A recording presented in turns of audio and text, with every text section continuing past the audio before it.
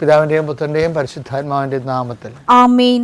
അമ്മേ പരിശുദ്ധമേ, അമ്മേ പരിശുദ്ധമേ, ദൈവമാതാവേ, കൃപാസനത്തിലൂടെ ഞങ്ങൾക്കും ഞങ്ങളുടെ ദേശത്തിനും അമ്മ മധ്യസ്ഥം തേടി തന്ന എല്ലാ അനുഗ്രഹങ്ങൾക്കും കൃപകൾക്കും ഞങ്ങളിപ്പോൾ ഹൃദയം നിറഞ്ഞ നന്ദി പറയുന്നു. അമ്മേ പരിശുദ്ധമേ, അമ്മേ പരിശുദ്ധമേ, ദൈവമാതാവേ, 2004 ഡിസംബർ 7 തീയതി ഉച്ചകഴിഞ്ഞ് 2:30 കൃപാസനത്തിൽ സംഭവിച്ച അമ്മയുടെ പ്രത്യക്ഷപ്പെടലിനെ കുറിച്ച് തിരുസഭയ്ക്ക് സമർപ്പിച്ചിരിക്കുന്ന പഠനരേഖകളുടെ മേൽ സഭാത്മകമായ പഠനം ആരംഭിക്കുവാൻ ഞങ്ങൾ പ്രാർത്ഥിക്കുന്നു. അമ്മേ പരിശുദ്ധമേ, ഭൂസ്വർലോകങ്ങളുടെ രാജ്ഞിയായ അങ്ങേയ്ക്ക് ഭൗമ സംരക്ഷണത്തിനായി പ്രപഞ്ച പ്രകൃതിയെ തന്നെ തിരുസഭ പ്രതിഷ്ഠിക്കുവാൻ ഈ പ്രത്യക്ഷീകരണം വഴി ഇടയാക്കണമേ. പരിശുദ്ധമേ, ജപമാല മാതാവേ, സകല കൃപാസനം പ്രാർത്ഥനകളോടും ചേർത്ത് ഞങ്ങളിപ്പോൾ പ്രാർത്ഥിക്കുന്ന ഈ കുടുംബത്തിന്റെ പ്രത്യേക നിയോഗം പ്രമക്കളെ,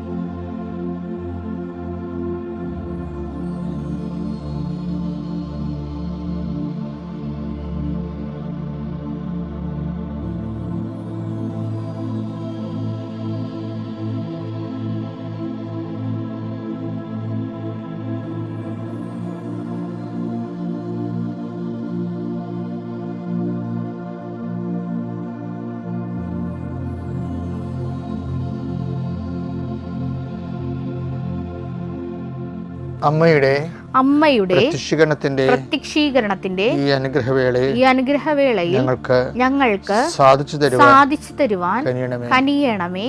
ആമേൻ. വിശ്വാസ പ്രമാണം. സർവശക്തനായ പിതാവും ആകാശത്തിന്റെയും ഭൂമിയുടെയും സൃഷ്ടാവുമായ ദൈവത്തിൽ ഞാൻ വിശ്വസിക്കുന്നു. അവിടുത്തെ ഏകപുത്രനും ഞങ്ങളുടെ കർത്താവുമായ ഈശോ മിശിഹായിലും ഞാൻ വിശ്വസിക്കുന്നു. ഈ പുത്രൻ പരിശുദ്ധാത്മാവിനാൽ ഗർഭസ്ഥനായി കന്യകാമറിയത്തിൽ നിന്ന് പിറന്ന് പൊന്തിയോസ് പീലാത്തോസിന്റെ കാലത്ത് പീഡകൾ സഹിച്ച് കുരിശിൽ തറയ്ക്കപ്പെട്ട് മരിച്ച് അടക്കപ്പെട്ട് പാതാളങ്ങളിൽ ഇറങ്ങി മരിച്ചവരുടെ ഇടയിൽ നിന്ന് 3-ാം നാൾ ഉയർത്ത് സ്വർഗത്തിലേക്ക് എഴുന്നള്ളി സർവശക്തിയുള്ള പിതാവായ ദൈവത്തിന്റെ വലതുഭാഗത്തിരിക്കുന്നു. അവിടെ നിന്ന് ജീവിക്കുന്നവരെയും മരിച്ചവരെയും വിധിക്കുവാൻ വരുമെന്നും ഞാൻ വിശ്വസിക്കുന്നു. പരിശുദ്ധാത്മാവിലും ഞാൻ വിശ്വസിക്കുന്നു.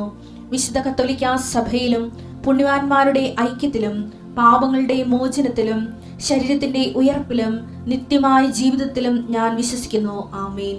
സുഖസ്ഥനായ ഞങ്ങളുടെ പിതാവേ, അങ്ങയുടെ നാമം പൂജിതമാകണമേ. അങ്ങയുടെ രാജ്യം വരണമേ. അങ്ങയുടെ തിരുമനസ് സ്വർഗത്തിലെ പോലെ ഭൂമിയിലും ആകണമേ. അന്നു വേണ്ടുന്ന ആഹാരം ഇന്ന് ഞങ്ങൾക്ക് തരണമേ. ഞങ്ങളോട് തെറ്റ് ചെയ്യുന്നവരോട് ഞങ്ങൾ ക്ഷമിക്കുന്നത് പോലെ ഞങ്ങളുടെ തെറ്റുകൾ ഞങ്ങളോടും ക്ഷമിക്കണമേ. ഞങ്ങളെ പ്രലോഭനത്തിൽ ഉൾപ്പെടുത്തരുതേ, തിന്മയിൽ ഞങ്ങൾ രക്ഷിക്കണമേ. ആമേൻ. നന്മ നിറഞ്ഞ മറിയമേ, സ്വസ്തി. കർത്താവ് അങ്ങയുടെ കൂടെ സ്ത്രീകളിൽ അങ്ങ് അനുഗ്രഹിക്കപ്പെട്ടവളാകുന്നു. അങ്ങയുടെ ഉദരത്തിൻ ഫലമായി ഈശോ അനുഗ്രഹിക്കപ്പെട്ടവനാകുന്നു. പരിശുദ്ധ മറിയമേ, തമ്പുരാന്റെ അമ്മേ, പാപികളായ ഞങ്ങൾക്ക് വേണ്ടി ഇപ്പോഴും ഞങ്ങളുടെ മരണസമയത്തും തമ്പുരാനോട് അപേക്ഷിക്കണമേ. ആമേൻ. എൻ്റെ കർത്താവിൻ്റെ ഉന്നതമായ നാമത്തിൽ നിങ്ങളുടെ വലത്തും ഇടത്തും വീട്ടിലും വഴിയിലും ജലത്തിലും കരയിലും മുകളിലും ഹൃദയത്തിലും കർത്താവിൻ്റെ ചൈതന്യം പ്രസരിക്കട്ടെ എന്ന് പ്രാർത്ഥിക്കുന്നു. ആത്മീയ തകർച്ചയുള്ളവരും പ്രാർത്ഥനയ്ക്ക് വിശ്വാസ തകർച്ച വന്നിട്ടുള്ളവരും അവർ കർത്താവ് വീണ്ടെടുക്കുന്നതിനായി പ്രാർത്ഥിക്കുന്നു. കേസുകൾ ഒന്നിനൊന്ന് നീണ്ടുപോവുകയും കേസുകൾ ജയിക്കുമ്പോഴും മറുപക്ഷം കൊണ്ടുപോയി വീണ്ടും അപ്പീലിന് പോവുകയും അങ്ങനെ കാണാത്ത കാര്യക്ക് കോടതി വാതിക്ക് കെട്ടിയിട്ടിരുന്ന ആൾക്കാർ വീണ്ടെടുക്കുന്നതിന് വേണ്ടി കർത്താവിൻ്റെ നാമത്തെ അവരെ ആശ്രയിച്ച് പ്രാർത്ഥിക്കുന്നു. നിങ്ങൾ അനുദപിക്കണമെന്ന് കർത്താവ് ആവശ്യപ്പെടുന്നു. അനുദപിച്ചുകൊണ്ട് കർത്താവിന് ബലം കൂട്ടണമെന്ന് കർത്താവ് ആവശ്യപ്പെടുന്നുണ്ട്. അതുകൊണ്ട് തന്നെ നിങ്ങൾ ദൈവത്തിൻ്റെ കോടതി ജയിക്കുന്നതിന് വേണ്ടിയുള്ള ശ്രമങ്ങൾ ഇന്ന് മുതൽ ആരംഭിക്കാൻ കർത്താവ് നിങ്ങൾ ആശ്രയിക്കട്ടെ. മുടി കൊഴിഞ്ഞു പോലെ കാണിക്കുന്നുണ്ട്. തലയോട്ടിൽ സിസ്റ്റർ കാണിക്കുന്നുണ്ട്. ശരീരത്തിലെ അരിമ്പാറ മുതലായ അതുപോലെ തന്നെ സിസ്റ്റുകളെ സമർപ്പിച്ചുകൊണ്ട് പ്രാർത്ഥിക്കുന്നു. അതുപോലെ തന്നെ ഞരമ്പുകളുള്ള സിസ്റ്റുകൾ, അതുപോലെ തന്നെ തടസ്സങ്ങൾ, ഞരമ്പുകൾ വന്നിട്ടുള്ള മുഴകൾ, അലർജി രോഗങ്ങൾ, അസ്ഥി തേയ്മാനങ്ങൾ, ലിഗമെൻ്റ് പോയിട്ടുള്ള അവസ്ഥകൾ, സ്പോണ്ടിലോസിസ് രോഗികൾ, ഫിസ്റ്റുല രോഗികൾ, PCOD രോഗികൾ, അർസസ് രോഗികൾ കർത്താവിൻ്റെ നാമത്തിൽ ആശ്രയിക്കപ്പെടട്ടെ. എൻ്റെ കർത്താവിൻ്റെ ഉന്നതമായ നാമത്തിൽ സഭയുടെ അധികാരത്തിൽ കുരിശടയാളത്തിൽ ഇത് പ്രാർത്ഥിക്കുമ്പോൾ ആ രോഗമുള്ളിടത്ത് നിങ്ങൾ കൈകൾ വെച്ചുകൊണ്ട് ഉച്ചത ശുചിക്കൊണ്ടിരിക്കട്ടെ. എൻ്റെ കർത്താവിനുമായ നാമത്തിൽ സഭയുടെ അധികാരത്തിൽ കുരിശിൻ്റെ അടയാളത്തിൽ ദൈവത്തിൻ്റെ ശക്തിയ മാരക രോഗങ്ങൾ, തീരാവ്യാധികൾ, കൃപാസ്ഥാനത്താരെ ജീവനുടെ പ്രത്യക്ഷയുടെ പരിശുദ്ധയുടെ മാധ്യസ്ഥത്തിലെ തൊണ്ടയുടെ രോഗങ്ങളെ യേശുവിൻ നാമത്തിൽ പൂർണ്ണമായ സൗഖ്യം പ്രാപിക്കട്ടെ. നമുക്ക് ആ വചനത്തിന്റെ കണ്ടിന്യൂഷനിലേക്ക് തന്നെ പോകാം. മത്തായി 13:8 ഒരു വായിച്ചേ. മറ്റു ചിലത് നല്ല നിലത്ത് വീണു. അത് 100 മേനിയും 60 മേനിയും 30 മേനിയും വിളവ് നൽകി. ഇപ്പൊ നല്ല നിലത്താണ് വീണത്. പക്ഷെ വിത്തുകൾക്ക് ഒരേ സ്ഥലത്ത് വീണിട്ടും പല വിളവാണ്. അതല്ലേ പ്രശ്നം. ഇപ്പൊ നമ്മൾ 30 മേനി കണ്ടു കഴിഞ്ഞ് വിശ്വാസത്തിന്റെ പ്രത്യാശയുടെ ആണ് 60 മേനി. അത് ഇന്നലെ കണ്ടു. ഇന്നിപ്പോൾ കാണുന്നത് എന്താ അറിയാവാ? 100 മേനിയാണ്. 100 മേനി എന്ന് പറയുമ്പോൾ എന്താണ് 100 മേനി? അത് എപ്പോഴും നമ്മൾ ശ്രദ്ധിക്കേണ്ടത് പ്രത്യാശയ്ക്കുണ്ടാകുന്ന ഒരു വിഷയം. പ്രത്യാശയിലെ 60 മേനി പഴയകാല അനുഭവങ്ങൾ. ഇപ്പോൾ എനിക്ക് ചില സമയത്ത് തോന്നിയിട്ടുണ്ടേ, ഈ വിശ്വാസത്തിലൊരു വിഷയം ചെയ്യണത് ഓരോടെ സഡൻ ആർക്കും കയറി വിശ്വാസത്തിൽ വർത്തമാന അനുഭവങ്ങൾ ഉണ്ടാക്കാൻ പറ്റും. ഇപ്പം നമ്മൾ വിശ്വസിക്കുന്നു, അവർക്കത് അനുഭവമായി മാറുന്നു. പക്ഷേ അതാണ് സാധാരണ കേവല വിശ്വാസം. വർത്തമാന കാലത്തിൽ നമ്മൾ വിശ്വസിക്കുന്നു, നമുക്ക് അപ്പം തന്നെ അനുഭവം ഉണ്ടാകുന്നു. പക്ഷെ അത് 30 മേനിയേ ഉള്ളൂ. നമ്മൾ പ്രത്യാശിക്കുന്നു പറയുമ്പോൾ വർത്തമാനകാല അനുഭവം മാത്രമല്ല ഇതിനകത്തുള്ളത്, നമ്മുടെ പാസ്റ്റ് ആയിട്ടുള്ള അനുഭവങ്ങളില്ലേ. അതാണ് കുറച്ചുകൂടി ഗ്രോണപ്പ്, കർത്താവിൽ കുറച്ചുകൂടി വളർന്ന ആൾക്കാർക്കാണ് പ്രത്യാശ വരണത്. കഷ്ടത സഹനശീലവും എന്നല്ലേ പറയണത്. റോമ 5:4-5. എന്തെന്നാൽ കഷ്ടത സഹനശീലവും സഹനശീലം ആത്മധൈര്യവും ആത്മധൈര്യം പ്രത്യാശയും ഉളവാക്കുന്നു എന്ന്. അതായത് കഷ്ടത സഹനശീലം ഉളവാക്കുന്നു. കഷ്ടത എന്താ ഉളവാക്കുന്നത്? സഹനശീലം ആത്മധൈര്യം ഉളവാക്കുന്നു. ആത്മധൈര്യം പ്രത്യാശ ഉളവാക്കുന്നു. പ്രത്യാശ നമ്മൾ നിരാശയാക്കുന്നില്ല. നമ്മൾ ചിന്തിക്കുന്ന പരിശുദ്ധാത്മാവിനാൽ ദൈവത്തിൻ്റെ സ്നേഹം എന്തെന്ന് നമ്മൾ അറിയുന്നു. അപ്പോൾ ഇതെല്ലാം കഷ്ടത സഹനശീലമാണ്. അപ്പോൾ ശീലം എന്ന് പറഞ്ഞാൽ ഒരു സിംഗിൾ ശീലമല്ല. ശീലം എന്ന് പറഞ്ഞാൽ എന്താണത്? Habit. What is habit? Habit is A repeated action. മുൻകാലങ്ങളിൽ ഉണ്ടായിട്ടുള്ള പല ഹാബിറ്റുകളില്ലേ, റിപ്പീറ്റ് ചെയ്ത് ആവർത്തിച്ച് വന്ന പല സങ്കടങ്ങളില്ലേ, അതാ കഷ്ടത സഹന. പല കാലങ്ങളിൽ ഒരേ വിഷയത്തിൽ നമ്മൾ പല കാര്യങ്ങളിൽ ഇങ്ങനെ സഹനത്തെ അഭിമുഖീകരിക്കേണ്ടി വന്നിട്ടുണ്ടല്ലോ. അങ്ങനെ വന്നു വരുമ്പോഴാണ് നമുക്ക് ആ സഹനത്തിൽ നിന്ന് നമുക്ക് പലപ്പോഴും ദൈവത്തിൻ്റെ ഇടപെടൽ കൊണ്ട് മോചനം കിട്ടിയ അനുഭവങ്ങൾ നമുക്കുണ്ടാവും. ആ മോചനം കിട്ടിയ അനുഭവങ്ങളാണ് പ്രത്യാശയുടെ ആസ്പദങ്ങളെന്ന് പറയുന്നത്. പണ്ട് നമ്മൾ വിശ്വസിച്ചു, അപ്പോൾ നമുക്ക് സഹനം വന്നു. ആ സഹനത്തിൽ നമ്മൾ ദൈവത്തെ കക്ഷി ചേർത്തു, പ്രാർത്ഥന കൊണ്ടോ പ്രവർത്തനം കൊണ്ടോ അതിൽ നമുക്ക് ഡെലിവറായി, നമ്മളവിടെ നിന്ന് രക്ഷപ്പെട്ടു. അപ്പോൾ നമുക്കത് വിശ്വാസമായി, അപ്പോൾ അതൊക്കെ അനുഭവമായി. അപ്പോൾ അങ്ങനെ വരുമ്പോൾ നേരത്തെ ഉണ്ടായിരുന്ന അനുഭവങ്ങൾ ആണ്. അപ്പോൾ അതല്ലേ നമുക്ക് ചുറ്റും സാക്ഷികളുടെ ഒരു സമൂഹം ഉള്ളത് കൊണ്ട് അല്ല, അപ്പോൾ നേരത്തെ ഉണ്ടായിരുന്ന സാക്ഷികളാണ്. ഫെബ്രുവരി 12:1 എടുത്തേ. നമുക്ക് ചുറ്റും സാക്ഷികളുടെ വലിയ സമൂഹമുള്ളതിനാൽ നമ്മെ വിഷമിപ്പിക്കുന്ന ഭാരവും പാപവും നമുക്ക് നീക്കിക്കളയാം. അപ്പൊ നമ്മുടെ അനുഭവങ്ങൾ, പ്രത്യാശ ആസ്പദങ്ങള് നമ്മുടെ പൂർവ്വകാല ദൈവാനുഭവങ്ങൾ മാത്രമല്ല, മറ്റുള്ള വിശുദ്ധന്മാരുടെ പൂർവ്വകാല അനുഭവങ്ങളും അവർക്ക് കിട്ടിയിട്ടുള്ള ദൈവാനുഭവങ്ങളും നമ്മുടെ പ്രത്യാശയുടെ ആസ്പദമാണ്. പക്ഷേ ഇതൊരു മെച്യൂർ ക്രിസ്ത്യനാണ്, കുറച്ചുകൂടി ഗ്രോണപ്പായി. എങ്ങനെ ഗ്രോണപ്പായി? അത് വചനത്തിലും പാരമ്പര്യത്തിലും അവർ ഗ്രോണപ്പായിരിക്കുന്നതാണ് മെച്യൂർ ക്രിസ്ത്യൻസ്. അവന് പാരമ്പര്യമുണ്ട്. പാരമ്പര്യം പ്രവാചകന്മാർക്കും സഹോദരങ്ങൾക്കും നേരത്തെ ഉണ്ടായിട്ടുള്ള സഹനങ്ങളിൽ നിന്ന് അവർ വീണ്ടെടുത്തത് നമുക്ക് ആസ്തിയാണ്. അതുപോലെ നമ്മുടെ തന്നെ പൂർവ്വകാല അനുഭവങ്ങളിലൂടെയും ദൈവത്തെ അനുഭവിച്ച ആസ്തിയാണ്. അതാണ് പ്രത്യാശ. ഇനി അതൊക്കെ രണ്ടും ഉണ്ടെങ്കിലും 60 മേനിയാണ് പറഞ്ഞിരിക്കുന്നത്. പക്ഷേ ഇനി എന്താ വരണത്? 100 മേനിയുണ്ട്. അതെന്താണ്? സ്നേഹം. നമ്മൾ ആദ്യം വിശ്വാസത്തിൽ വിതക്കുന്നവർ 30 മേനി, പ്രത്യാശ വിതക്കുന്നവർ 60 മേനി. പിന്നെന്താ പറഞ്ഞത്? സ്നേഹത്തിൽ വിതക്കുന്നത്. അതാണ് ഈ 100 മേനി എന്ന് പറയുന്നത്.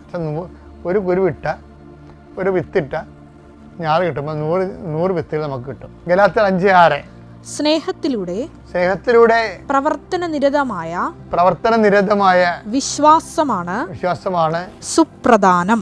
ഗ്യാപ്പില്ല. പ്രത്യാശക്ക് ഒരു കുഴപ്പമുണ്ടേ, ഇടയ്ക്കിടയ്ക്ക് വിട്ടു പിടിക്കും. ഇപ്പം നമ്മൾ മോട്ടർ വെള്ളം അടിക്കുമ്പോൾ വെള്ളം ഇങ്ങനെ ചാടി ഇങ്ങനെ വരത്തില്ലേ? നമ്മൾ ഓസ് നോക്കുമ്പോൾ കുറച്ച് വെള്ളം ചാടി വരും. അതിനാണ് ഇടയ്ക്കിടയ്ക്ക് ഗ്യാസ് കയറുന്നുണ്ട്. പ്രത്യാശക്ക് അങ്ങനെ ഒരു കുഴപ്പമുണ്ട്. ഇപ്പം സ്നേഹത്തിന് അങ്ങനെയല്ല. സ്നേഹം 100 മേനി കൊയ്യണമെന്ന് പറഞ്ഞ കാര്യം ഗ്യാപ്പില്ല. ഇടയ്ക്ക് ഗ്യാസൊന്നും കയറുന്നില്ല. ഇടയ്ക്ക് കുറച്ച് വിശ്വാസവും പ്രത്യേകം കുറഞ്ഞ സമയമുണ്ട്. അങ്ങനെ വരത്തില്ല. 100 എല്ലാ സമയത്തും ഒരുപോലെ. അതാണ് സ്നേഹത്താൽ പ്രവർത്തന നിരതത്തിനാണ് പ്രാധാന്യം. അവിടെ പ്രവർത്തനമൊക്കെ മൂലമുണ്ടല്ലോ. ആ പ്രവർത്തനം ആദ്യം മൂലം ഉണ്ടല്ലോ. വിശ്വാസം പ്രവർത്തനം മൂലമാണ് നീതീകരിക്കണം എന്നുണ്ടല്ലോ. പക്ഷെ നിരതമായിരിക്കത്തില്ല. അവിടെ ഗ്യാപ്പ് വരും. എല്ലാവരുടെ അണ്ണന്മാരുടെ കാര്യം അത് തന്നെയാണ്. എൻ്റെ ഉൾപ്പെടെ എന്താ കാര്യം? പെട്ടെന്നൊരു ചൈതന്യം കയറി നടക്കുന്നത് ചില ദിവസങ്ങളിലെ പ്രാർത്ഥനകൾ. ഇപ്പം ഞാൻ തന്നെ എനിക്കാണെങ്കിൽ കന്യ നമസ്കാരം ചില സമയത്ത് മുടങ്ങിയിട്ടുണ്ട്. ഞാൻ വീണ്ടെടുത്ത് കഴിയുമ്പോൾ ഞാൻ പറയും, കർത്താവ് ഇത് നേരത്തെ ആകാമായിരുന്നല്ല. പക്ഷെ നേരത്തെ ആയില്ല. ഗ്യാപ്പ് വരുന്ന അവിടെ. അതാണ്. അപ്പം ഇതങ്ങനെയല്ല. സ്നേഹമുള്ളവന് നിരത ഉണ്ടാവും, ഗ്യാപ്പ് വരത്തില്ല. അപ്പം കുറച്ച് ആൾക്കാർ ആരംഭശൂരത്തും കൊണ്ട് കുടുംബ പ്രാർത്ഥനയൊക്കെ കൃത്യം വന്നുകൊണ്ടിരിക്കും. 2-3 ആഴ്ച കഴിയുമ്പോൾ ആരെങ്കിലും കൂട്ടുകാരൻ വന്ന് വയ്യാവേലി വിളിച്ചുകൊണ്ട് പോയി നിന്നെ ടെസ്റ്റ് ചെയ്യാൻ വേണ്ടിയാണ് വിടണമെന്ന് നിനക്കത് മനസ്സിലായില്ല.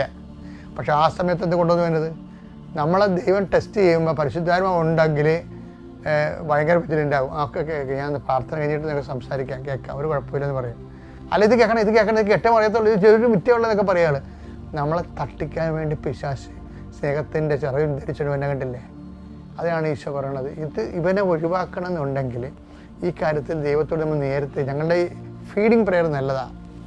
ഞാൻ രാവിലെ വെളുപ്പിഴുന്നേറ്റ് ചെയ്യണ ഒറ്റക്ക് നിങ്ങളുടെ കൂടെ ചെയ്യണ കാര്യങ്ങളില്ലേ, അതൊക്കെ മുമ്പ് ഒരു ഒറ്റക്ക് ചെയ്യുന്ന കാര്യമുണ്ട്. എല്ലാ വിഷയവും കണ്ടുമുട്ടാൻ സാധ്യതയുള്ള വ്യക്തികൾ, സംഭവങ്ങൾ, സ്ഥലങ്ങൾ, പോകുന്ന വഴികൾ എല്ലാം ജോമാലയിൽ സമർപ്പിക്കും.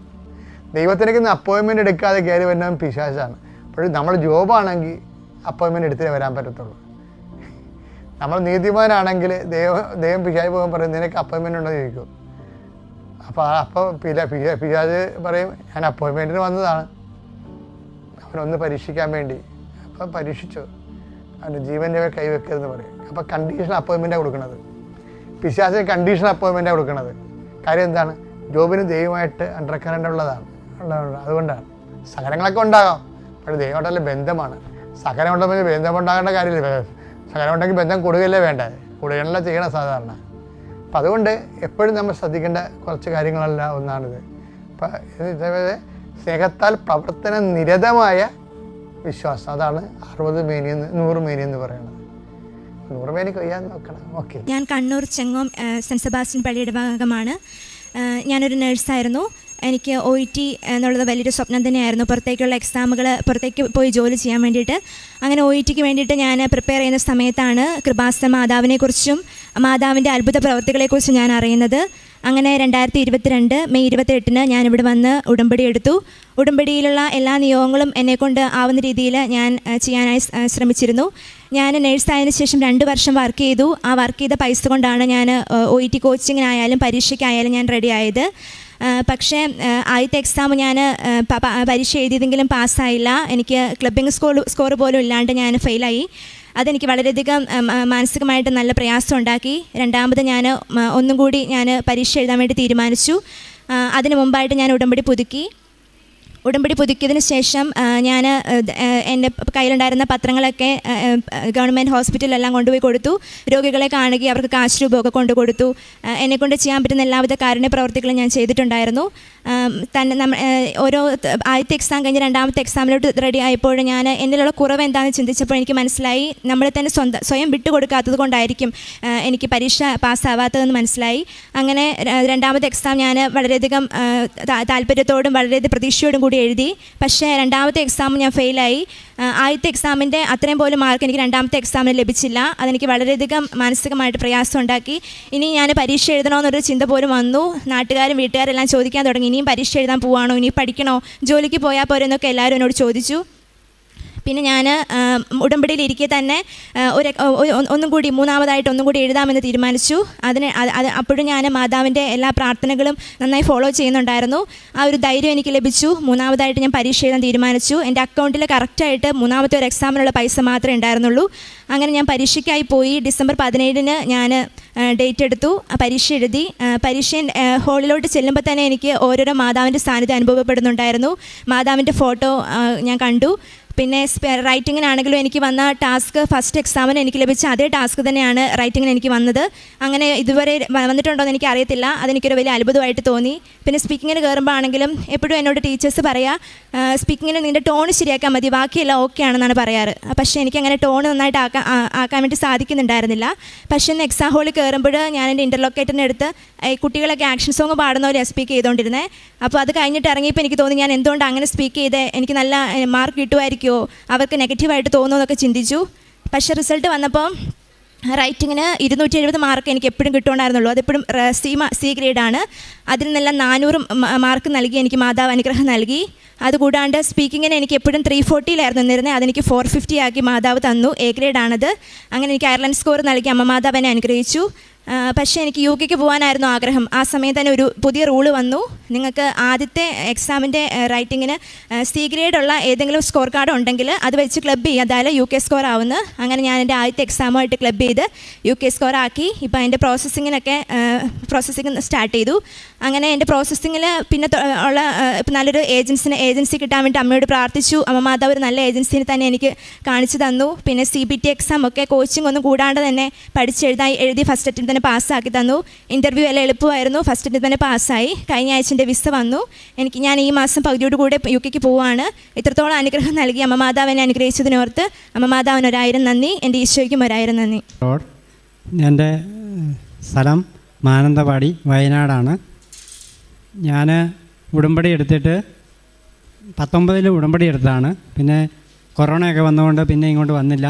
പിന്നെ ഞാൻ മാതാവിനോട് ചെറിയ കെറുവായിട്ടിരിക്കുകയായിരുന്നു. ഞാൻ 40-45 പേരെയൊക്കെ അന്ന് ധ്യാനത്തിന് ഇവിടെ കൊണ്ടുവരുമായിരുന്നു, ഉടമ്പടി എടുക്കാനും എടുത്തു. പക്ഷേ എനിക്ക് ഒന്നും തന്നില്ല മാതാവ്. ഞാൻ കൊണ്ടുവന്നവർക്കെല്ലാം അനുഗ്രഹവും കൊടുത്തു. അപ്പം ഞാൻ മാതാവിനോട് കൊതി എനിക്കൊന്നും തന്നില്ലല്ലോ. അതുകൊണ്ട് അങ്ങനെ ഇരിക്കുകയായിരുന്നു ഞാൻ. അപ്പോഴാണ് എനിക്ക് തോന്നുന്നത്, ഇത് ശരിയാകിയല്ല, മാതാവിനോട് കൊതികുത്താൻ ഞാൻ ആളല്ലല്ലോ.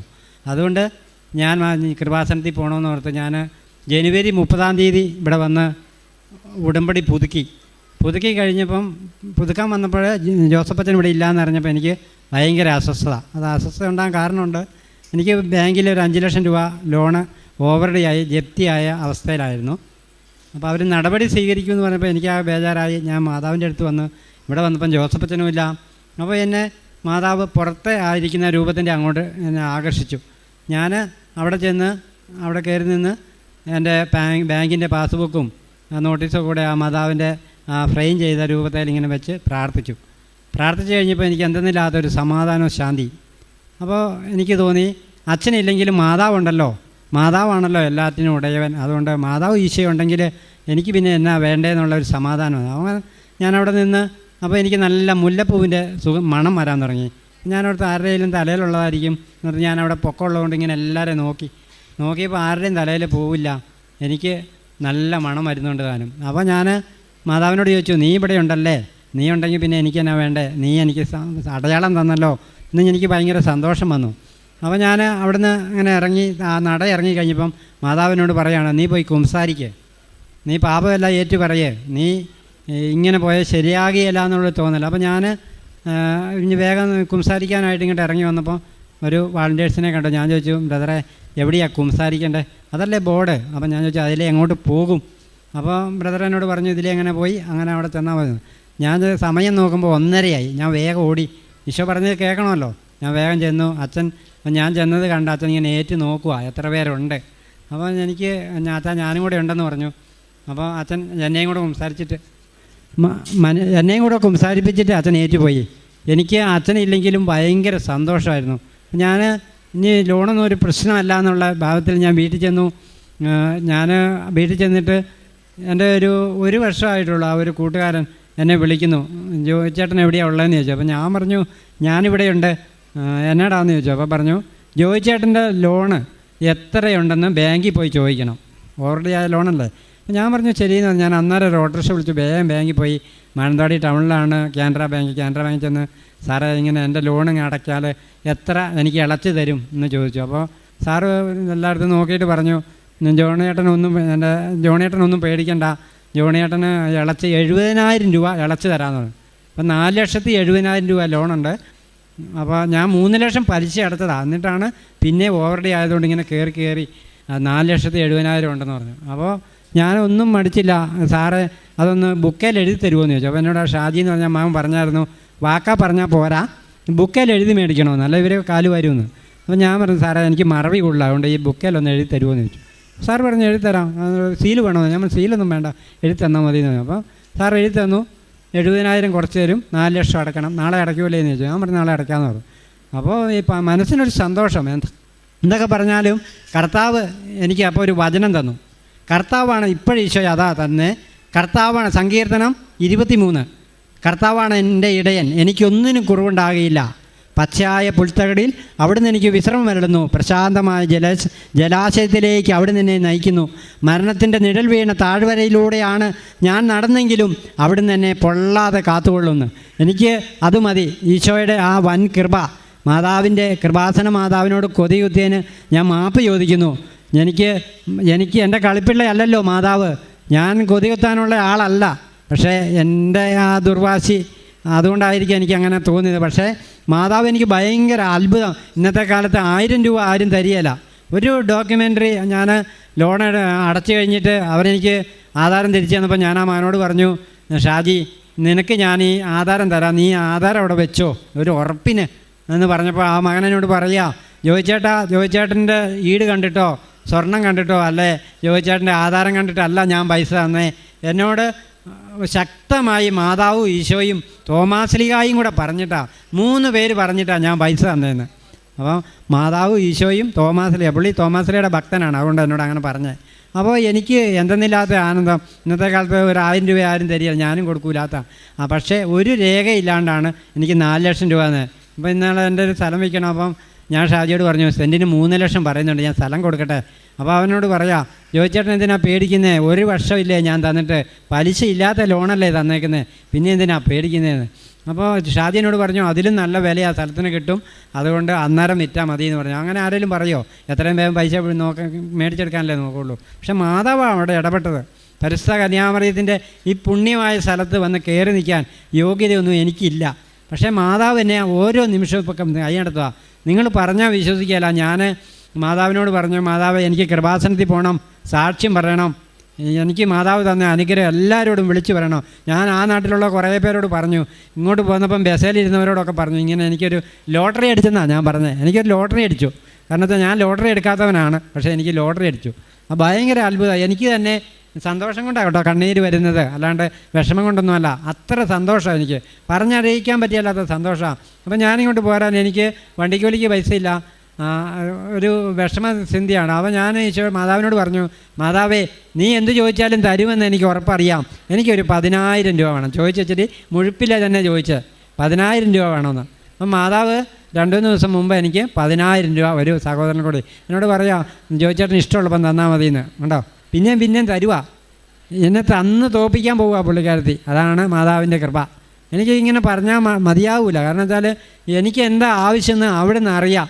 അതല്ലേ സങ്കീർത്തനം പറയുന്നത്, എനിക്കൊന്നിനും കുറവുണ്ടാകുകയില്ല. അതാണ് സങ്കീർത്തൻ്റെ വചനം. നിങ്ങളൊന്നും പേടിക്കേണ്ട, കൃപാസനത്തിൽ വന്ന് മാതാവിനോട് അപേക്ഷിച്ചാൽ മാതാവ് നിങ്ങളെ ഉപേക്ഷിക്കില്ല. ഞാൻ അനുഭവസ്ഥനാണ്. കാരണം വെച്ചാൽ ജോസഫ് അച്ഛൻ ഇവിടെ ഇല്ലല്ലോ, എനിക്ക് അച്ഛനെ കാണാൻ പറ്റിയില്ലല്ലോ എന്നുള്ള വിഷമമായിരുന്നു എനിക്ക്. എനിക്ക് അച്ഛനെ കാണാൻ ഒരു അവസരം ഉള്ളതാണ്, ജപ്തിയാണെങ്കിൽ അച്ഛനെ കാണാം എന്നോർത്ത് ഞാൻ ഭയങ്കര അതിൽ വന്നിട്ട് എനിക്ക് ജോസഫ് അച്ഛൻ ഇല്ലോ എന്നോർത്ത് ഭയങ്കര വിഷമമായിരുന്നു. പക്ഷേ മാതാവ് ജോസഫ് അച്ഛൻ ഇല്ലെങ്കിലും മാതാവ് ഇവിടെ ഉണ്ടെന്നുള്ള ആ പരിപൂർണ ബോധ്യം എനിക്ക് തന്നു. നിങ്ങളൊന്നും പേടിക്കണ്ട, എത്ര കടമുള്ളവർ ഇവിടെ ഇരിപ്പുണ്ടെങ്കിലും ആരും ഒന്നും പേടിക്കണ്ട. കാരണം വെച്ചാൽ എനിക്ക് എൻ്റെ അനുഭവമാണത്. ഞാൻ മാതാവിനോട് കൊതി കുത്തിയവനാണ്. പക്ഷേ എനിക്ക് മാതാവിൻ്റെ അടുത്ത് ഇവിടെ കയറി നിന്ന് നിൽക്കാൻ മാതാവ് എന്നെ അനുവദിച്ചു. അത് ഭയങ്കര അത്ഭുതമാട്ടോ, എനിക്ക് ഒത്തിരി സന്തോഷമുണ്ട്. അതുകൊണ്ട് മാതാവ് നിങ്ങൾക്ക് എന്ത് വേണമെങ്കിലും അമ്മയോട് ചോദിച്ചോ. ഞാനിങ്ങനെ പ്രാർത്ഥിക്കുമായിരുന്നു, അമ്മേ മാതാവേ, നേരത്തെ ഞാൻ പ്രാർത്ഥിക്കുന്നത് നിൻ്റെ നീല അങ്കിക്കുള്ളിൽ എന്നെ പൊതിയണമേ. ഇപ്പോൾ വെള്ള സാരിയല്ലേ മാതാവ് കൊടുത്തേക്കുന്നത്, വെള്ള സാരിക്കുള്ളിൽ എന്നെ പൊതിയണമെന്നേ ഞാൻ പ്രാർത്ഥിക്കുന്നത്. അപ്പോൾ മാതാവിൻ്റെ ആ കൃപ ഭയങ്കര അനുഭവമാണ്. കാരണം വെച്ചാൽ എത്ര പറഞ്ഞാലും മതിയായാല, എനിക്ക് 1 രൂപ ഈടില്ലാതെയാണ് ഈ മാതാവ് ഇങ്ങനെ പൈസ തരുന്നത്. എത്ര പറഞ്ഞാലും മതിയായാല മാതാവിൻ്റെ ഭയങ്കര. എനിക്കിവിടെ കയറി നിൽക്കാൻ ഒരു യോഗ്യതയില്ല, പക്ഷേ എനിക്ക് സാക്ഷ്യം പറയണമെന്ന് എനിക്ക് ആഗ്രഹം ഉണ്ടായിരുന്നു. പക്ഷേ ഇവിടെ കയറി നിന്ന് സാക്ഷ്യം പറയാൻ പറ്റുമോ എന്ന് എനിക്കറിയില്ലായിരുന്നു. അതുകൊണ്ട് കർത്താവിനെ ഈശോയും മാതാവും എന്നെ ഭയങ്കരമായിട്ട് അനുഗ്രഹിച്ചു. നിങ്ങളെല്ലാവരും അനുഗ്രഹിക്കും. യേശുക്രിസ്തുവിൻ്റെ നാമത്തിൽ ചോദിക്കുന്ന ഏത് കാര്യവും മാതാവിനോട് ചോദിച്ചാൽ, അതല്ലേ കാനായിലെ കല്യാണത്തിന് വെള്ളം വീഞ്ഞാക്കി കൊടുത്തു. പക്ഷേ മാതാവ് പറഞ്ഞപ്പോൾ ഈശോ എന്നാ പറഞ്ഞേ, നിനക്കും എനിക്ക് എന്താണെന്ന് ചോദിച്ചത്. എൻ്റെ ഭാഷയിൽ പറഞ്ഞാൽ കല്യാണം വിളിച്ചിട്ടുണ്ടെങ്കിൽ തിന്നിട്ട് വീട്ടിൽ പോടാന്നുള്ള കണ്ടീഷനാണ് മാതാവിനോട് പറഞ്ഞത്. പക്ഷേ മാതാവ് പറഞ്ഞു, അവൻ പറയുന്നത് ചെയ്യുവാൻ പറഞ്ഞപ്പോഴാണ് ഈശോയ്ക്ക് ഒരു നിവൃത്തിയില്ല. അതാണ് മാതാവിന് പിടിച്ചാലുള്ള കോണം. കാരണം വെച്ചാൽ മാതാവ് പറഞ്ഞാൽ ഈശോയ്ക്ക് ഒഴിവാൻ പറ്റിയില്ല. നമ്മുടെ നാടൻ ഭാഷയിൽ പറഞ്ഞാൽ മാതാവ് അവൻ പറയുന്ന പോലെ ചെയ്തോളാൻ പറഞ്ഞിട്ട് മാതാവ് തടിയെടുത്തു. ഈശോയ്ക്ക് പിന്നെ ഒന്നും രക്ഷയില്ല. അതുകൊണ്ട് ഈശോ വെള്ളം വീഞ്ഞാക്കി കൊടുത്തു. ഏത് പറഞ്ഞ പോലെയാണ് നമ്മുടെ കൃപാസന അമ്മയെ ഒരിക്കലും ആരും ഉപേക്ഷിക്കരുത്. ഞാൻ ഉപേക്ഷിച്ചവനാണ്, ഞാൻ കൊതി നടന്നു, പക്ഷേ മാതാവ് എന്നെ സംരക്ഷിച്ചു. അതുകൊണ്ട് നിങ്ങളെല്ലാവരും മാതാവിൽ ഉറച്ച് വിശ്വസിച്ചോളുക. മാതാവ് എനിക്കിവിടെ കയറി നിൽക്കാനും ഈ സാക്ഷ്യം പറയുവാനും എല്ലാം മാതാവും ഈശോയും അവസരം തന്നതിനോർത്ത് ഒത്തിരി നന്ദി പറയുന്നു. യേശുവെ നന്ദി, യേശുവെ സ്തോത്രം, യേശുവെ ആരാധന. എൻ്റെ പേര് ബീന. ഞാൻ കോട്ടയം ജില്ലയിലെ കല്ലറയിൽ നിന്ന് വരുന്നു. ഞാൻ ആദ്യമായി ഉടമ്പടി എടുക്കുന്നത് 2022 ഫെബ്രുവരി 26-ാം തീയതിയാണ്. ഞാൻ എൻ്റെ മൂത്ത മകൾക്ക് വേണ്ടിയാണ് ആദ്യമായി ഉടമ്പടി എടുക്കുന്നത്. എൻ്റെ കുഞ്ഞ് BSc നഴ്സിങ്ങിന് പഠിച്ചുകൊണ്ടിരിക്കുകയായിരുന്നു. അപ്പോൾ അവളുടെ എക്സാം സമയമായപ്പോൾ അവൾക്ക് ഒത്തിരി എക്സാം നല്ല ടഫായിരുന്നു. അപ്പോൾ എന്നോട് പറഞ്ഞു, അമ്മ കൃപാസനത്തിൽ പോയി ഉടമ്പടി എടുത്ത് പ്രാർത്ഥിക്കണം. അതോടൊപ്പം തന്നെ അവളുടെ കൂട്ടുകാരികളുടെ ഒത്ത് ലൈറ്റൊക്കെ ഞാൻ പ്രയർ റിക്വസ്റ്റ് ഇട്ട് പ്രാർത്ഥിക്കുന്നുണ്ടായിരുന്നു. എന്ത് തന്നെയായാലും മാതാവിൻ്റെ അനുഗ്രഹത്താൽ അവൾക്ക് എല്ലാ പരീക്ഷയ്ക്കും നല്ല മാർക്കോട് കൂടി പാസ്സാകുവാനും 4th ഇയർ എക്സാമിന് ഫസ്റ്റ് ക്ലാസ്സോടുകൂടി പാസ്സാകുവാനും സാധിച്ചു. അതുപോലെ തന്നെ അവൾ ആഗ്രഹിച്ചതുപോലെ തന്നെ നല്ലൊരു ഹോസ്പിറ്റലിൽ നല്ലൊരു ഡിപ്പാർട്ട്മെൻറ്റ്, അതായത് അവൾ ഉദ്ദേശിച്ചത് NICU, ICU, കാർഡിയോളജി എന്നീ ഡിപ്പാർട്ട്മെൻറ്റിൽ അതിൽ NICUവിൽ തന്നെ അവൾക്ക് ജോലി ലഭിക്കുവാൻ സാധിക്കുകയും ആദ്യത്തെ ശമ്പളത്തിൽ നിന്ന് അതിൽ നിന്നും കിട്ടിയ ഒരു തുച്ഛമായ തുക ഞാനിവിടെ ഈശോയ്ക്കും അമ്മയ്ക്കും സമർപ്പിക്കുകയും ചെയ്തു. അതുകൂടാതെ എൻ്റെ ഇളയ മകൾക്ക് BSc നഴ്സിങ്ങിന് പഠിക്കുകയായിരുന്നു. അത് ഫസ്റ്റ് ഇയറിൻ്റെ എക്സാം ഇതുപോലെ ടഫായിരുന്നു. അതിനും ഇതുപോലെ ഞാൻ മാതാവിനോട് ഈശോയും പ്രാർത്ഥിച്ചതിൻ്റെ ഫലമായി അവൾക്ക് ഫസ്റ്റ് ക്ലാസ്സോടുകൂടി കഴിഞ്ഞ ദിവസം റിസൾട്ട് വരികയും ചെയ്തു. കൂടാതെ എനിക്ക് ഒത്തിരി അനുഭവങ്ങൾ വരികയും എൻ്റെ കുഞ്ഞ് NICU ഡിപ്പാർട്ട്മെൻറ്റിലാണ് വർക്ക് ചെയ്യുന്നത്. അവിടെ ഒരു കുഞ്ഞിനെ, അതായത് ഡെലിവറി സമയത്ത് അമ്മയുടെ ഉദരത്തിൽ വെച്ച് തന്നെ കുഞ്ഞ് സ്റ്റോൾ പാസ് ചെയ്യുകയും അതിൻ്റെ ലങ്സിൽ സ്റ്റോൾ സ്പ്രെഡ് ചെയ്യുകയും ചെയ്തിരുന്നു. അപ്പോൾ 3-4 ദിവസമായിട്ട് ആ കുഞ്ഞ് മെഡിസിനോടൊന്നും പ്രതികരിക്കാതെ ഡോക്ടർമാർ എല്ലാവരും പറഞ്ഞു 20% അതിന് സ്കോപ്പുള്ളൂ ജീവൻ നിലനിർത്താനായിട്ട് എന്ന് ഡോക്ടേഴ്സ് എല്ലാം പറയുകയും അങ്ങനെ അവിടുന്ന് അതിൻ്റെ റിസൾട്ട് വാങ്ങിച്ച് വേറെ ഹോസ്പിറ്റലിലേക്ക് റെഫർ ചെയ്യാൻ തീരുമാനിക്കുകയും റിസൾട്ട് അവിടെ കാണിച്ചപ്പോൾ അവരും ഇത് തന്നെയാണ്, ഈ രീതി തന്നെയാണ് പറഞ്ഞത്, 20% സ്കോപ്പുള്ള കുഞ്ഞിനെ നിങ്ങൾ അവിടെ തന്നെ ട്രീറ്റ്മെൻറ്റ് ചെയ്യുക എന്ന്. അങ്ങനെ 3-4 ദിവസം മരുന്നിനോടൊന്നും പ്രതികരിക്കാതെ ഇരുന്ന കുഞ്ഞ് 2 ദിവസം കഴിഞ്ഞപ്പോൾ എൻ്റെ കുട്ടി ഡ്യൂട്ടി സമയത്ത് ഇവിടുന്ന് ഞാൻ കൊടുത്തിരിച്ചെന്ന നേർച്ച വസ്തുവായ ഉടമ്പടി ഉപ്പ് എൻ്റെ മോളുടെ കയ്യിലുണ്ടായിരുന്നു. അവൾ ആ ഉപ്പ് ഒരു തരി എടുത്തിട്ട് ആ കുഞ്ഞിൻ്റെ ബെഡിൽ വിശ്വാസ പ്രമാണം ചൊല്ലി വിതറുകയും അങ്ങനെ പ്രാർത്ഥിക്കുകയും ചെയ്തിരുന്നു. 2 ദിവസം കഴിഞ്ഞപ്പോൾ ആ കുഞ്ഞ് മരുന്നിനോട് പ്രതികരിക്കുകയും ഇപ്പോൾ ആ കുഞ്ഞ് ഡിസ്ചാർജായി വീട്ടിൽ പോവുകയും സുഖം പ്രാപിക്കുകയും ചെയ്തു. അതുകൂടാതെ എൻ്റെ ഇളയ മകളുടെ കാലിന് ലിഗമെൻറ്റിൻ്റെ പ്രശ്നമുണ്ടായിരുന്നു. ബാംഗ്ലൂരാണ് എൻ്റെ കുഞ്ഞ് പഠിക്കുന്നത്. അവൾ അവിടെ നിന്ന് ബെഡിൽ കിടന്ന് പഠിച്ചുകൊണ്ടിരുന്ന സമയത്ത് പെട്ടെന്നൊന്ന് തിരിഞ്ഞപ്പോൾ കാലിൻ്റെ മുട്ടിന് ലിഗമെൻറ്റിന് തെന്നലുണ്ടാവുകയും ചെയ്തു. അങ്ങനെ അവിടെ 15,000 രൂപയോളം ഞാൻ അവിടെ മുടക്കിയിട്ട് യാതൊരു കുറവും ഉണ്ടായിരുന്നില്ല. ഞാൻ അവസാനം നാട്ടിൽ വന്നു കഴിഞ്ഞു. കമ്പത്ത് ഇതിൻ്റെ ഒരു ചികിത്സയുണ്ടെന്ന് പറഞ്ഞ് ഞാൻ അവിടെ കൊണ്ടുപോയി. അവിടെ പ്രത്യേകിച്ച് ചികിത്സയൊന്നുമില്ല, അവരെന്തോ ഒരു പച്ചമരുന്ന് വെച്ചിട്ട് കെട്ടിവിടുകയാണ് ചെയ്യുന്നത്. 10 ദിവസം കഴിഞ്ഞിട്ട് അഴിച്ചിട്ട് ചെല്ലാനാണ് പറഞ്ഞിരുന്നത്. എന്നാൽ ഞാൻ ഇവിടെ വന്നതിന് ശേഷം ആ കെട്ടിയതിൻ്റെ പുറത്ത് മാതാവിൻ്റെ നേർച്ച വസ്തുവായ ഉടമ്പടി ഉപ്പ് ലേശം വെള്ളത്തിൽ ചാലിച്ച് അതിനകത്ത് പുരട്ടി വിശ്വാസ പ്രമാണം ചൊല്ലി പ്രാർത്ഥിച്ചതിൻ്റെ ഫലമായി 6ാമത്തെ ദിവസം എൻ്റെ കുഞ്ഞിൻ്റെ കാലിൻ്റെ കെട്ടഴിക്കുകയും ഒരു കുഴപ്പമില്ലാതെ ഇന്നുവരെയും ഒരു കുഴപ്പമില്ലാതെ സുഖമായിരിക്കുന്നു. അതുപോലെ തന്നെ എൻ്റെ ഭർത്താവിൻ്റെ അമ്മയുടെ കാലിലുണ്ടായിരുന്ന മുറിവ് 1 മാസത്തോളം ഏകദേശം 1 മാസം കഴിഞ്ഞു ആ മുറിവുണ്ടായിട്ട്. മരുന്നുകൾ വെച്ചിട്ടൊന്നും ഉണങ്ങുന്നുമില്ല, ഒന്നുമില്ല. അങ്ങനെ ഞാൻ ഉടമ്പടി തൈലം തേച്ച് പ്രാർത്ഥിച്ചതിൻ്റെ ഫലമായി ആ മുറിവ് ഉണങ്ങുകയും സുഖം പ്രാപിക്കുകയും ചെയ്തു. കൂടാതെ ഞാൻ പ്രേക്ഷിത വേലയായിട്ട് പത്രം കൊടുക്കുകയും അതുപോലെ തന്നെ ഭക്ഷണ സാധനങ്ങൾ നൽകുകയും അവിടെ എൻ്റെ വീടിനടുത്ത് ഒരു 60 ഓളം വരുന്ന ഒരു ഓൾഡ് ഏജ് ഹോമുണ്ട്. അവിടെ അന്നത്തെ ഒരു ദിവസത്തെ ഭക്ഷണം ഞാൻ അവർക്ക് കൊടുക്കുകയും അങ്ങനെയുള്ള കാരുണ്യപ്രവൃത്തികൾ ഞാൻ ചെയ്തു പോരുന്നുണ്ട്. ഇത്രയും അനുഗ്രഹങ്ങൾ തന്ന ഈശോയ്ക്കും അമ്മയ്ക്കും 1000 നന്ദി പറയുന്നു. എൻ്റെ പേര് ജിജി ജോൺസൺ. ഞാൻ അരൂർ സ്വദേശം. ഞാൻ ഉടമ്പടി എടുത്തത് 2020 ജനുവരി മാസത്തിലായിരുന്നു. ഇപ്പോൾ എനിക്ക് മാതാവ് തന്ന അനുഗ്രഹങ്ങൾ ചിലത് ഞാൻ പറയുന്നു. എൻ്റെ ഞാൻ അരൂർ താമസം തുടങ്ങിയിട്ട് 26 വർഷത്തോളമായി. നമുക്ക് വീട്ടിൽ ഒരിക്കൽ പോലും വേലി കെട്ടാനോ ഒന്നും സാധിക്കാത്തൊരവസ്ഥയായിരുന്നു. ആ സമയത്ത് നമ്മൾ എപ്പോഴും അയൽവാസികളുമായിട്ടുള്ള ഒരു ബുദ്ധിമുട്ടുകളുണ്ടായിരുന്നു. ആ സമയം നമുക്ക് അങ്ങനെ വളരെയധികം പ്രയാസത്തിലായിരുന്നു നമ്മളവിടെ കഴിഞ്ഞിരുന്നത്. ഇപ്പോൾ 3 വർഷമായിട്ട് നമ്മളെ തീരെ വെയിൽ കെട്ടാൻ ഒട്ടും തന്നെ അവർ സമ്മതിപ്പിക്കുന്നുണ്ടായിരുന്നില്ല. മാതാവിൻ്റെ അടുത്ത് നിയോഗം വെച്ച് പ്രാർത്ഥിച്ചതിൻ്റെ ഫലമായി ഒരു പ്രശ്നവുമില്ലാണ്ട് വെയിൽ കംപ്ലീറ്റ് എടുത്ത് മാറ്റി നമുക്ക് മതിലും നല്ല രീതിയിലുള്ള ഷീറ്റും വെച്ച് നമുക്ക് ചെയ്യാൻ സാധിച്ചു. ഞാൻ ആ ടൈമിൽ പിന്നെ ഈ എതിരാളികൾ നമ്മളുടെ അടുത്ത് പ്രശ്നത്തിന് വരുന്ന സമയത്ത് ഞാൻ ഉടമ്പടി ലോക്കറ്റ് എടുത്ത് ഭർത്താവിൻ്റെ പോക്കറ്റിൽ കുത്തി കൊടുത്തായിരുന്നു. പക്ഷേ അവിടെ മാതാവ് പ്രവർത്തിച്ച അത്ഭുതം എന്താണെന്ന് നമുക്ക് പറഞ്ഞറിയാൻ പറ്റുന്നില്ല. അവർ വളരെ ശക്തമായിട്ട് വന്ന ആൾക്കാർ ഒരു പ്രശ്നവുമില്ലാണ്ട് അവർ പോകുകയാണ് ചെയ്തത്. രണ്ടാമത് എൻ്റെ ഭർത്താവ് ജോലിയെടുക്കുന്ന സ്ഥലത്ത് 20 വർഷത്തോളമായി ജോലിയെടുക്കുന്ന ആ കമ്പനിക്ക് ഒരു പ്രശ്നം വന്ന് അവർ അടയ്ക്കേണ്ടി വന്ന ഒരവസ്ഥ വന്നു. ആ സമയത്ത് എൻ്റെ ഭർത്താവിൻ്റെ ജോലി നഷ്ടപ്പെട്ടു. വീട്ടിലിരിക്കുമായിരുന്നു, 1 വർഷത്തോളം വീട്ടിലിരിക്കുമായിരുന്നു. അവർ ലീവിൽ നിർത്തിയേക്കുന്നെന്നും പറഞ്ഞ് പൈസ ഒന്നും കൊടുക്കുന്നുണ്ടായിരുന്നില്ല. ആ സമയത്ത് പിന്നെ മാതാവിനോട് ഞാൻ ഒരുപാട് പ്രാർത്ഥിക്കുമായിരുന്നു. എപ്പോഴും ഇതുപോലെ നിയോഗം വെച്ച് ഞാൻ പ്രാർത്ഥിച്ചതിൻ്റെ ഫലമായി ഭർത്താവ് അവിടെ കമ്പനിയിൽ ചെന്ന് റിസൈൻ ലെറ്റർ കൊടുക്കുകയും ആ സമയം തന്നെ നമുക്ക് കോമ്പൻസേഷൻ കിട്ടുകയും അതുപോലെ തന്നെ നമുക്ക് കിട്ടാനുള്ള PF എല്ലാം പെട്ടെന്ന് മാതാവിൻ്റെ അനുഗ്രഹം കൊണ്ട് എല്ലാം പെട്ടെന്ന് നമുക്ക് തന്നു. പിന്നെ എൻ്റെ മോൾക്ക് 2 പെൺകുട്ടികളാണ്. രണ്ടാമത്തെ മോൾക്ക് MBA കഴിഞ്ഞിട്ട് ക്യാമ്പസ് സെലക്ഷനിൽ തന്നെ ബാങ്കിൽ ജോലി കിട്ടി. ബാംഗ്ലൂരാണ് അവൾ വർക്ക് ചെയ്യുന്നത്. പക്ഷേ അവൾക്ക് ബാങ്കിലൊരു ട്രെയിനിങ് പോലും ഇല്ലാതെ TDO ട്രേഡേഴ്സ് ഓഫീസറായിട്ട് ജോലി കിട്ടി.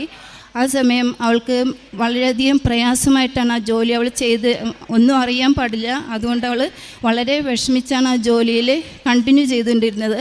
ആ സമയം എല്ലാ ദിവസവും എന്നെ വിളിച്ചിട്ട് ഭയങ്കര പ്രയാസം എന്നുള്ള രീതിയിൽ തന്നെ സംസാരിക്കുമായിരുന്നു.